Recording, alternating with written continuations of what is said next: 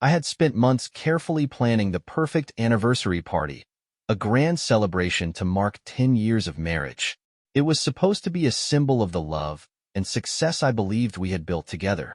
As the night drew closer, I made sure every detail was flawless. The elegant ballroom at the Ritz-Carlton shimmered under crystal chandeliers, and over 200 guests from our most influential circles gathered to celebrate our milestone. Dylan Elmers, a well-known financial consultant with a strong reputation for success and determination, had planned every part of this evening, hoping it would not only honor our past but also strengthen our future. Everything was designed to be perfect, from the carefully chosen menu to the personalized decorations. This was a tribute to what I had once believed was an unbreakable bond with my wife, Melanie. The evening started like any high-class event. Guests mingled effortlessly, laughter blended with the clinking of champagne glasses, and everything painted the picture of a couple admired by many. Sitting at the head table, I felt a quiet sense of pride, waiting for Melanie to join me with a loving smile, ready to toast to our 10 years together. But just as I pulled out a chair for her, a small but deliberate act shattered the illusion of normalcy. Without a word, Melanie pushed me aside, not with force, but with a quiet, deliberate certainty that made the act even more cutting. The room, once filled with laughter and the soft clinking of crystal glasses, seemed to freeze in place, the air growing unbearably heavy. A cold chill spread through my chest, a warning, an instinctive reaction to the unraveling of something I had once believed was unshakable. She didn't look at me. Not once. Instead, with the same poised confidence she had always worn like armor, she turned to my older brother, Mason, and with a subtle motion of her hand, gestured for him to take my seat.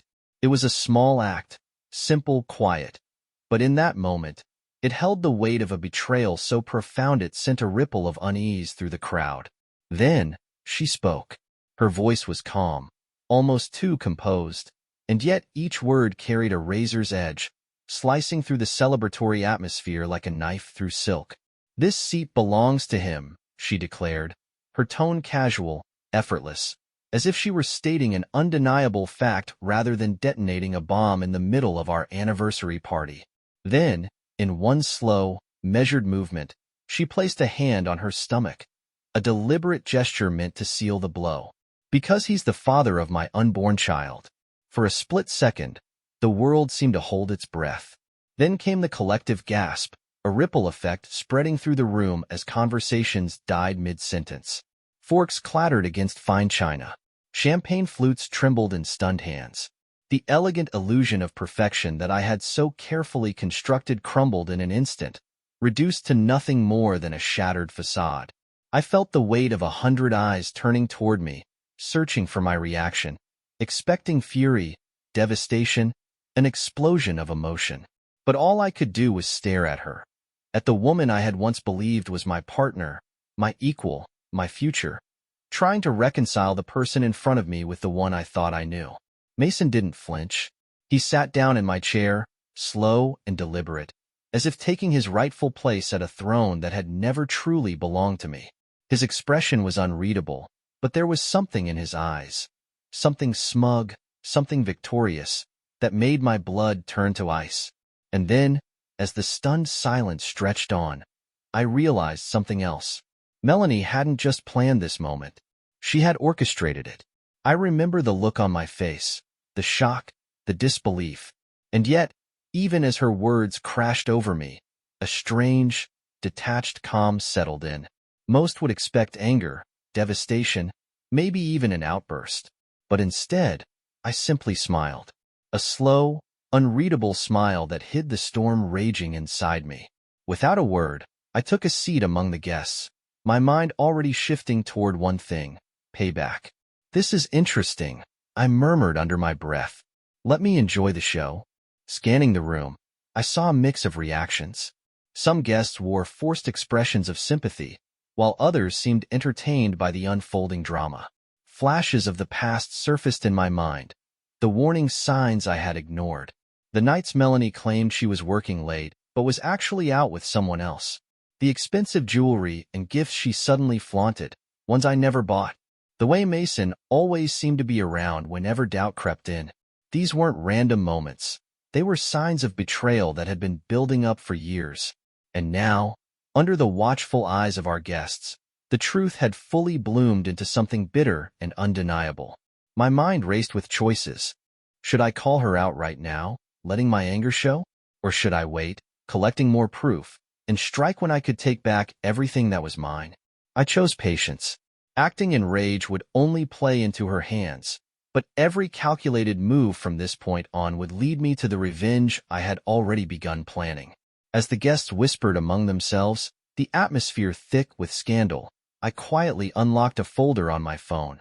Inside, I had already saved the first pieces of evidence, screenshots from social media, bank statements showing strange transactions, even snippets of conversations I had overheard between Melanie and Mason. Each new clue confirmed what my instincts had been trying to tell me all along. I wasn't the fool here. I had been watching her long before tonight. Taking a slow sip of champagne, I let the glass clink against the table, each sound a silent promise. Soon, the tables would turn. I knew that by the time the night ended, Melanie's betrayal wouldn't just be a whispered scandal among our elite guests. It would be the foundation of my carefully crafted revenge.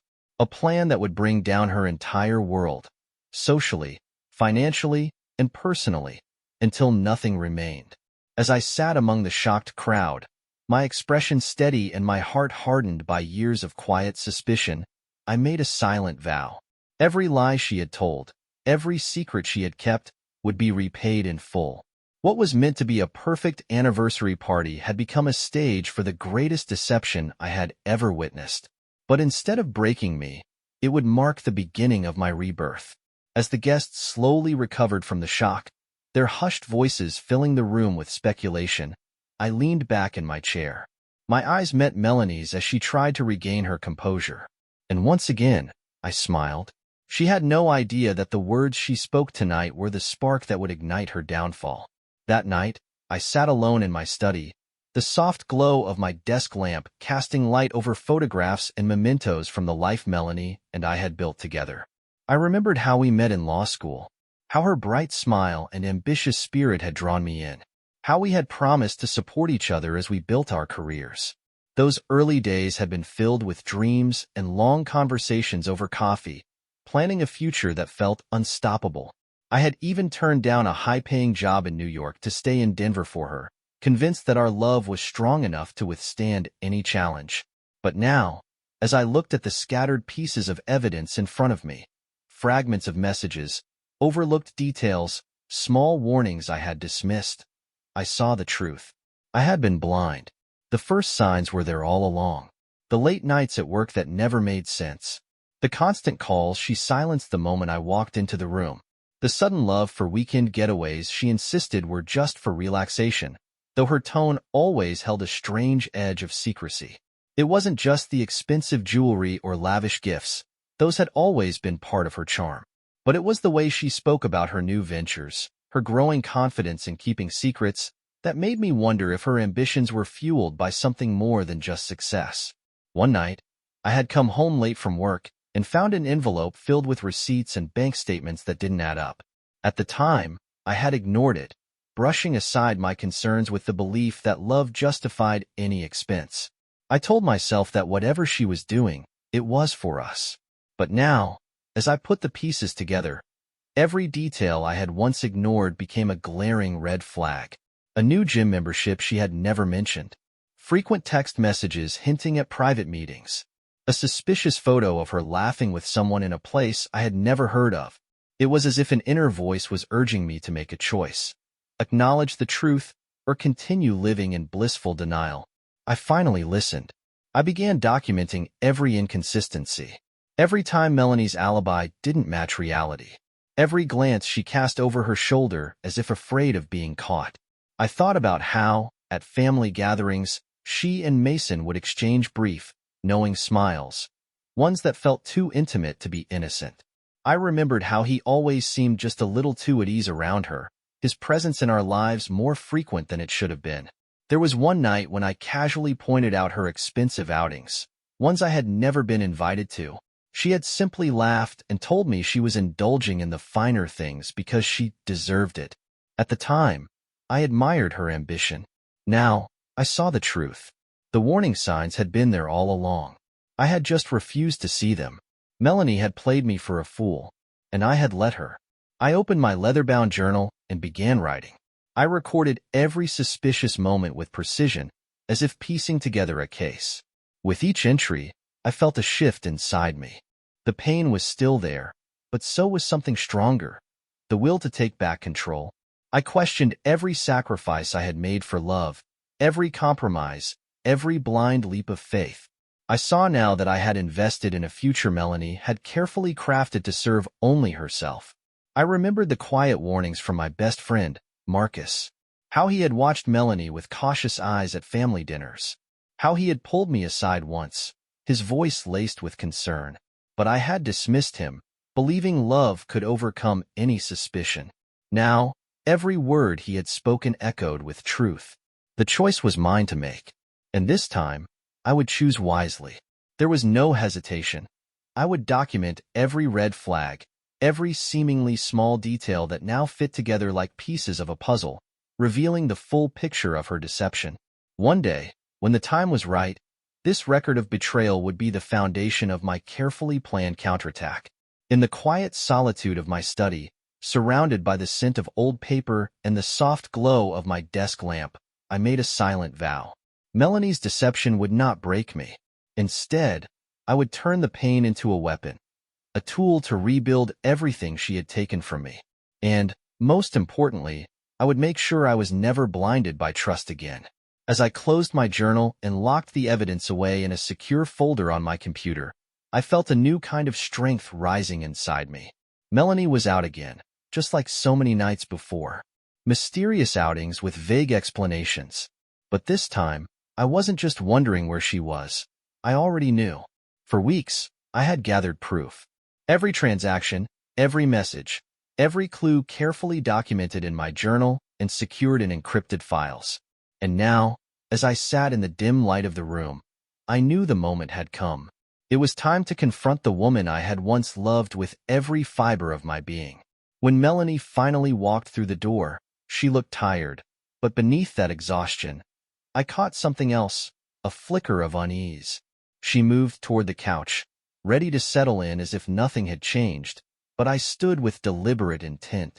"Melanie," I said, my voice steady and firm, "we need to talk." Her eyes darted away for just a second, a small but telling hesitation. My mind ran through every inconsistency, every lie I had uncovered, and I spoke with unwavering precision. "I've seen the evidence. The bank statements, the credit card charges, the secret emails. They all tell a story you've been trying to hide. You said you needed space, that you were focused on a fresh start. But now I know the truth. The private getaways, the hidden transactions, they weren't about finding yourself. You've been seeing someone else. And worse, you let him drain money from our accounts.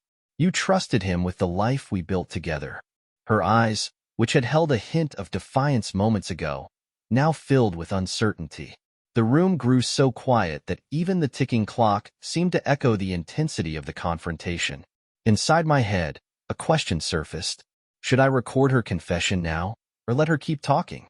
I reached for the voice recorder I had discreetly set up weeks before, ensuring every word of this conversation would be preserved, a safeguard against whatever lies she might try to spin later. As I pressed record, Melanie finally spoke, her voice trembling. "Daniel, I never meant to hurt you," she began, struggling between manufactured remorse and the weight of reality. I thought you'd understand that I needed to." I cut her off. "Understand what? That you lied about everything? That every promise, every dream we shared was nothing more than an illusion? That while I was building our future, you were tearing it down behind my back?" My words were sharp, cutting through the air like a blade. For the first time, real vulnerability flickered across her face. "You played me, Melanie. You used me. For what? So you could escape the life we built? So you could chase after someone else while leaving me to pick up the pieces?" For a brief moment, I saw fear in her eyes. She knew the game was over. "I trusted you, Melanie. I believed in us. I sacrificed time, money, my heart, everything for you. And you repaid me with betrayal. Did you really think I wouldn't notice? That no one would see the late nights, the secret calls, the expensive gifts you bought with money that wasn't even yours? And in that moment, I knew I was finally the one in control. Should I let my emotions explode in a final outburst, or should I maintain the cold, detached composure that had become my armor? I chose the latter. Letting my rage take over would only risk compromising the evidence I had so carefully gathered, and I couldn't afford that. "Melanie," I said, my voice steady, "I'm not here to yell. I'm here to confront the reality of what you've done." I could see her lips part, a whisper of an apology forming, but I wasn't interested in empty words. Her quiet pleas for forgiveness meant nothing to me. "Your lies have destroyed everything we built," I said. "I know about the trips, the secret meetings, the bank transfers that emptied our savings. You weren't just searching for a fresh start. You were planning a new life. A life you intended to run to, leaving me with nothing." I watched as Melanie's eyes darted around the room, searching for an escape. But there was no escape. I sat in my home office, surrounded by the low hum of my computer and the quiet rustling of paper. Documents lay scattered across my desk, silent proof of the financial betrayal that had unraveled the life I once believed was real. Each bank statement, each credit card transaction, each recovered email was a thread in the intricate web of deception Melanie had woven over the years. I stared at the screen, my eyes following the lines of data that painted a clear picture. There it was, every unauthorized transfer, every misdirection of funds. Money siphoned from our joint accounts on days when she had claimed to be away on business. Thousands of dollars, funneled into accounts with cryptic names, routed through layers of intermediaries. One by one, I cross-referenced the dates, the amounts, and the destinations of each transaction with the timeline of Melanie's so-called business trips. Every transaction was another betrayal. I focused on one particular transfer, an amount so large it had nearly emptied our account. The funds had been routed through offshore accounts, disguised as consulting fees. Consulting fees that had no link to any business we had ever dealt with. My fingers trembled slightly as I documented it all, adding each piece of evidence to my encrypted digital archive. Every file I saved was another layer of security, a fortress of facts that would protect me in the battles ahead. Then came another decision. Should I keep compiling the evidence alone to maintain full control, or should I reach out to someone with expertise in financial fraud? I chose the latter. That evening, in a quiet phone call, I laid everything out to an old colleague, someone who had spent years uncovering complex financial crimes. His response was immediate. "This wasn't a mistake, Dylan. This was premeditated. A systematic effort to drain your assets before she disappeared. And judging by what you found, I'd say she was planning to vanish sooner rather than later. She had planned to leave me ruined, financially and emotionally, while she walked away to start over with her lover. But now, I had the truth, and I had the power to ensure that she was the one left with nothing." With renewed determination, I returned to my desk and dove even deeper into the digital records. I analyzed transaction logs, traced IP addresses linked to the transfers, and mapped out the flow of funds with the precision of a seasoned investigator. I discovered that many of the smaller withdrawals had been made at ATMs in different cities, each transaction coinciding with days when Melanie claimed to be at work or traveling for business. Every withdrawal was a calculated move to quietly drain our savings, ensuring that when she finally left, I would be left with nothing.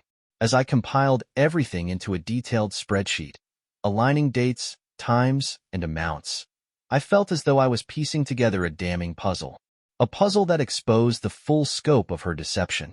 Then, I turned to another critical aspect of her deception, the digital trail she had left behind.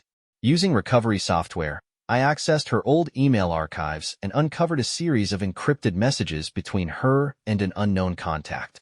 They discussed secret meetings, unexplained expenses, and, most damning of all, the phrase escape fund, a term that now carried a bitter irony. I archived every file, every email, every financial discrepancy, into a secure folder, ensuring that all the data was protected with the highest level of encryption. This wasn't just about gathering proof. It was about making sure nothing could be erased, denied, or manipulated in her favor.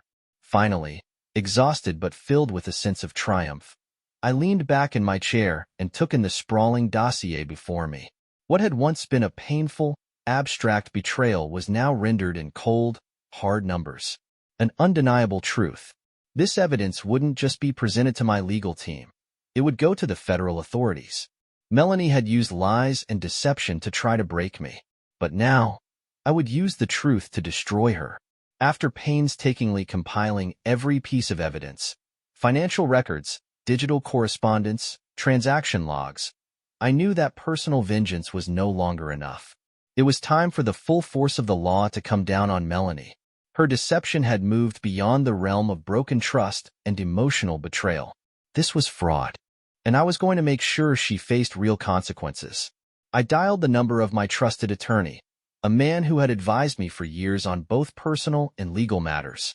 When he answered, I explained everything.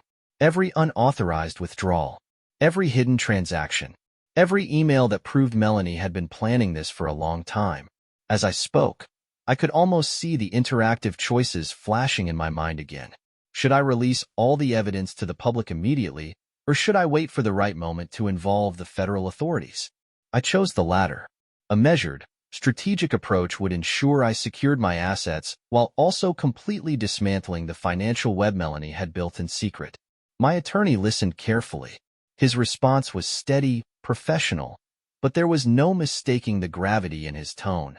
With this level of documentation, Dylan, you have a rock-solid case. This isn't just personal deception, this is financial fraud. We have every right to bring in the authorities. And with that, the shift was official. This wasn't just about what Melanie had done to me anymore. It was about the legal, financial, and criminal implications of her actions. Later that morning, I composed a carefully worded email to a senior agent at the Securities and Exchange Commission, SEC. Attached were detailed spreadsheets showing the movement of funds, scanned copies of bank statements highlighting unauthorized transfers, digital logs of every suspicious transaction traced back to her fraudulent withdrawals. Each attachment was a fragment of the bigger picture, a picture that proved Melanie had systematically stolen from our joint accounts while planning her escape. I hit send. The moment I did, a strange calm settled over me. For months, I had been drowning in betrayal, trapped in a storm of deception. But now, I had turned the tide. Throughout the day, my phone buzzed with discreet calls from my legal team. The SEC had officially acknowledged receipt of the evidence, and a federal investigation was imminent. Each call reinforced a singular truth. Once the wheels of justice were in motion, there was no stopping them. For so long, I had felt like I was drowning, wading through a sea of deception and half-truths, trying to make sense of what had happened. But now, as the weight of my evidence fell into the hands of the federal system, I felt something else.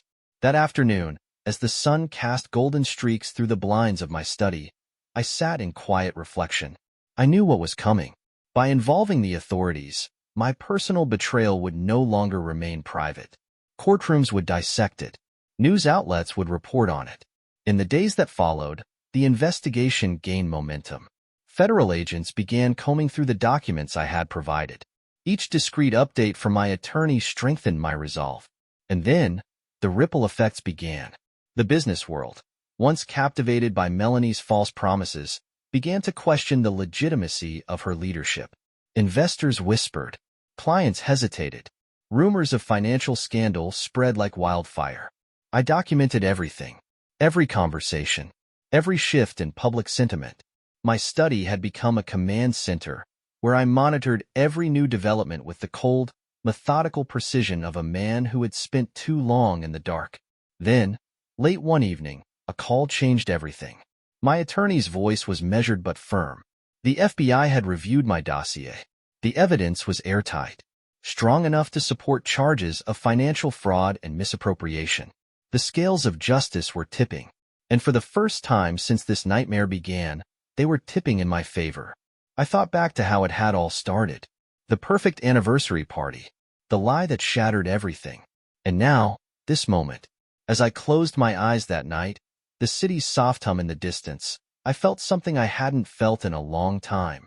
Late one night, in the silent darkness of my fortified study, I sat before a bank of glowing monitors. Each screen displayed a cascade of digital data, painstakingly salvaged from the depths of Melanie's secret online world.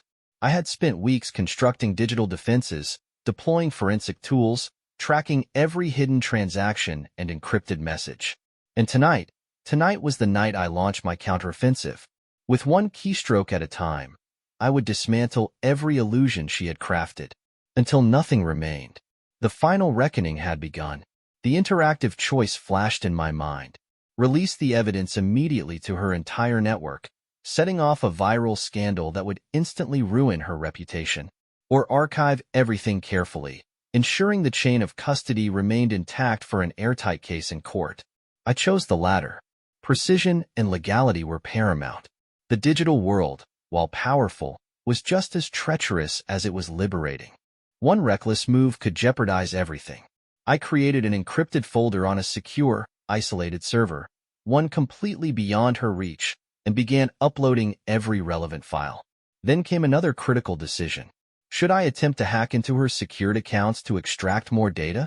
Or should I focus solely on preserving what I already had, ensuring I left no trace?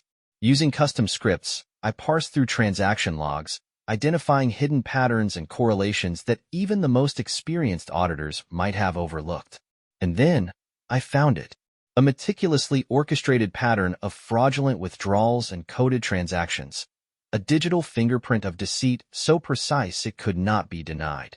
As the night deepened and the city slumbered, I remained in my study, working with the quiet determination of a man who had nothing left to lose, except the remnants of his shattered trust. Even Melanie's encrypted messages weren't safe. I recovered archived texts from phone backups, messages whispered in secrecy, plans for secret rendezvous, talk of draining our accounts, blueprints for her escape. Each discovery reinforced my belief that the very tools she had used to conceal her deception were now the weapons of her own downfall. I felt a cold satisfaction as I watched the evidence stack up. I woke to a restless morning, a heavy heart, yet an unyielding resolve. The evidence I had compiled was no longer just a collection of files on a hard drive. It was a weapon, a catalyst for consequences that would irrevocably alter my life. The next steps were clear. Discreet meetings with federal agents, the careful release of documents, a narrative that would force Melanie to confront the full weight of her deception.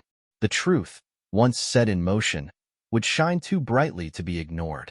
With steady hands, I arranged a meeting with a senior federal investigator specializing in financial crimes.